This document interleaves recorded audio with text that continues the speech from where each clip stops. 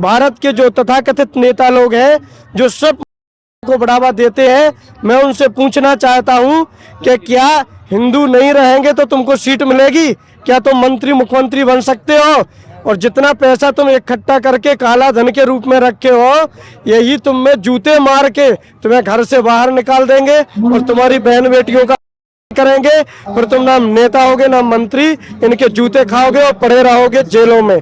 इसीलिए आज समय है कि संपूर्ण नेताओं को, संपूर्ण पार्टियों को एकत्रित होकर एक तो बकवोट खत्म कर देना चाहिए, सनातन वोट बना देना चाहिए। मैं तो यही कहूंगा, एक तरीके से जैसे समुद्र में लहर उठती है, ज्वार उठता है, उस तरीके से कि हिंदू राष्ट्र के लिए सारा देश तैयार है बागेश्वर धाम के साथ में। उसमें कोई संदेह नहीं, उसमें कोई वो नहीं है, कहीं से लेकिन नहीं है, बट नहीं कहीं से। ये हम कहते हैं हिंदू राष्ट्र होके रहेगा। सनातन बोर्ड होना चाहिए। जब हर कौमों का बोर्ड है तो हमारा सनातन बोर्ड होना चाहिए। हमारे अधिकार हमको सनातन बोर्ड में है, उसकी हम लोग एक तरीके धर्म संसद करेंगे। वो धर्म संसद के द्वारा हम लोग अपना बोर्ड बना करके कुछ ऐसे नियम पालन करेंगे जो हमारे हिंदू संस्कृति के लिए, राष्ट्र के लिए, हिंदू राष्ट्र बनाने का जो हमारा संकल्प है, वो हिंदू धर्म संसद बनने से ही हम लोग और अच्छे होंगे। आरएसएस की पहल बहुत पहले थी और अब ये बागेश्वर धाम अपने धीरेन्द्र कृष्ण शास्त्री जी ने जो काम किया ये बहुत अच्छा किया। सब हिंदुओं को एक हो जाना चाहिए। नमस्कार, आप देख रहे हैं द डिजिटल रिपोर्टर। मैं हूं आपके साथ अर्जुन खजूरिया। पिछले 7 दिन से ना ही केवल भारत के अंदर बल्कि पूरी दुनिया के अंदर बात चल रही है सनातन हिंदू एकता यात्रा की, जिसकी शुरुआत बागेश्वर धाम से हुई थी और अब ओरछा धाम जाकर के संपन्न होगी। और इसी बीच देश भर के हमारे जो साधु संत हैं वो इस यात्रा में शामिल हो रहे हैं। हमारे साथ अयोध्या से आए हुए रंगमहल के पीठाधीश्वर इस समय मौजूद हैं। जिस हिसाब से देश भर से नहीं बल्कि दुनिया भर से सनातनी इस यात्रा में शामिल हो रहे हैं, क्या इस पर आप कहना चाहेंगे?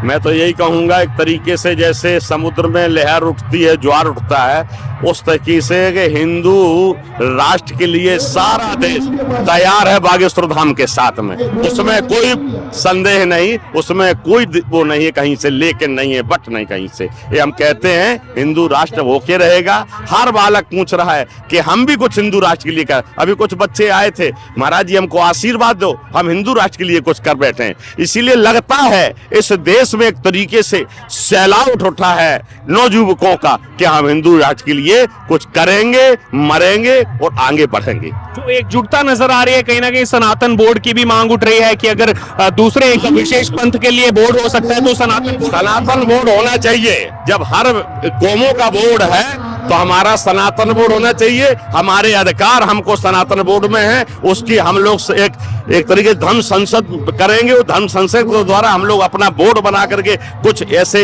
नियम पालन करेंगे जो हमारे हिंदू संस्कृति के लिए, राष्ट्र के लिए, हिंदू राष्ट्र बनाने का जो हमारा संकल्प है, वो हिंदू धर्म संसद बनने से ही हम लोग और अच्छे होंगे। महाराज जी, आप क्या कहना चाहेंगे? एक बात बहुत प्रमुखता से कही जा रही है कि जात पात सब पीछे छोड़ दी जाए, सब जो है मिलकर एक ही मतलब हिंदू होकर के आगे बढ़े। ये तो बहुत पहले होना चाहिए था, लेकिन आज जो कार्यक्रम चल रहा है इसको संघ शुरू से कर। आरएसएस की पहल बहुत पहले थी और अब ये बागेश्वर धाम अपने धीरेन्द्र कृष्ण शास्त्री जी ने जो काम किया ये बहुत अच्छा किया।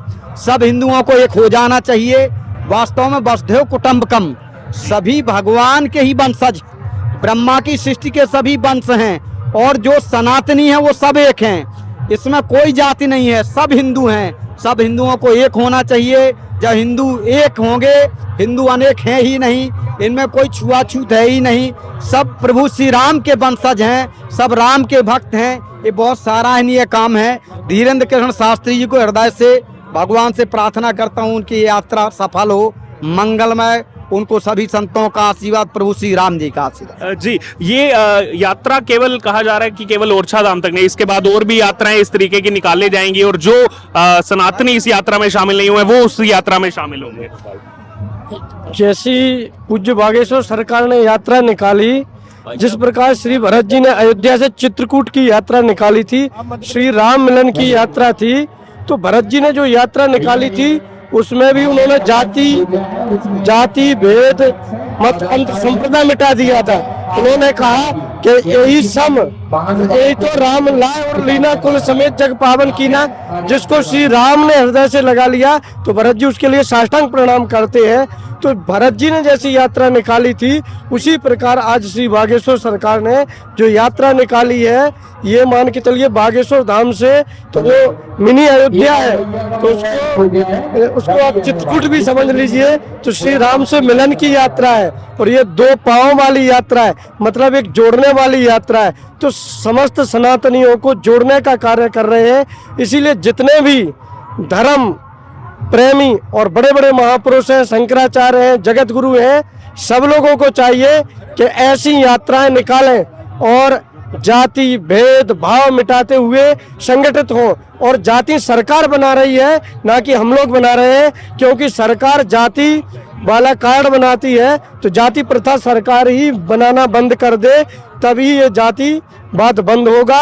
और जो कार्य ऐसे महापुरुष कर रहे हैं, ये प्रत्येक हिंदू को संगठित होकर और यह सोचना चाहिए, संकल्प करना चाहिए, नशा मुक्त से दूर होना चाहिए, नशा मुक्ति के लिए प्रत्येक व्यक्ति को प्रेरित करना चाहिए। सवाल और भी, अयोध्या में भी हम लगातार बने थे प्राण प्रतिष्ठा के समय 1 महीने, उस समय आपसे भी कई बार वार्तालाप हुआ था। उस समय जैसे जो पूरा माहौल बना था, अभी आज भी इस यात्रा में कई लोगों का कहना है कि अयोध्या तो अब हो गया, लेकिन अभी मथुरा काशी जो बाकी है उसको लेकर अब जो है आगे तैयारी चलेगी। अयोध्या और मथुरा काशी तो हमारी है, यहाँ मुसलमानों का तो कुछ है नहीं, और उनके डीएनए टेस्ट करा दिया जाए तो मुसलमान है भी नहीं, यहाँ तो सब हिंदू है। तो वो तो मस्जिद बना ली गई, वो तो भगवान श्री कृष्ण की जन्मस्थली ही है, और भगवान श्री कृष्ण की जन्मस्थली यहाँ नहीं है। अफगानिस्तान में जैसे गांधारी माता है, तो ऐसे करके मॉरिशस में जो यज्ञ किया था वो महाराज मानधाता ने किया था। तो सप्तदीप्त 9 खंड पृथ्वी पर सभी जगह हिंदू थे, पर हिंदू धीरे धीरे बंटते गए, धीरे धीरे कटते गए, खत्म होते गए, और आज यही स्थिति भारत में हो रही। भारत के जो तथाकथित नेता लोग हैं जो सब को बढ़ावा देते हैं, मैं उनसे पूछना चाहता हूं कि क्या हिंदू नहीं रहेंगे तो तुमको सीट मिलेगी? क्या तुम मंत्री मुख्यमंत्री बन सकते हो?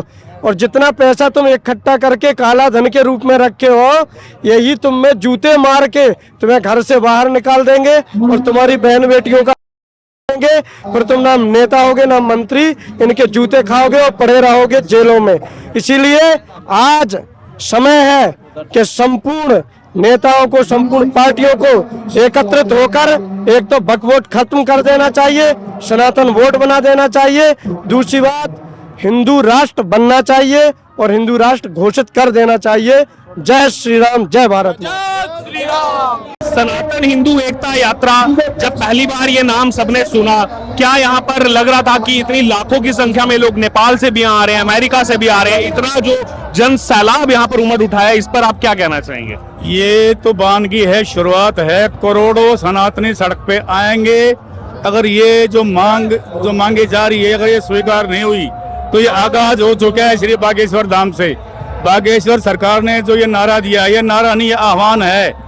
और आने वाले समय में ये लाखों के साथ साथ अगर नहीं कुछ सरकार जागी और नहीं कुछ परिवर्तन लाए, नहीं सनातन बोर्ड की घोषणा की, नहीं हिंदू राष्ट्र घोषित किया, तो करोड़ों लोग रोड पे आएंगे और करोड़ों लोग रोड पे आगे और ये सारे काम करवा देंगे। अक्सर हम देखते हैं जब ऐसे पदयात्रा इतनी लंबी लंबी निकलती है, शुरुआत में वो जोश होता है, लेकिन धीरे धीरे वो जोश ठंडा पड़ जाता है। लेकिन इस बार उल्टा देखने को मिल रहा है, जोश बढ़ता जा रहा है, उत्सुकता बढ़ती जा रही है। ये कोई राजनीतिक यात्रा नहीं है, ये धर्म की यात्रा है, और धर्म हमेशा कभी नहीं हारता है। और अभी सनातन जाग चुका है, सनातन खड़ा हो चुका है, अब इसकी चलने की बारी थी, चल चुका है बागेश्वर धाम से, और ये रुकेगा नहीं, ये रुकेगा नहीं।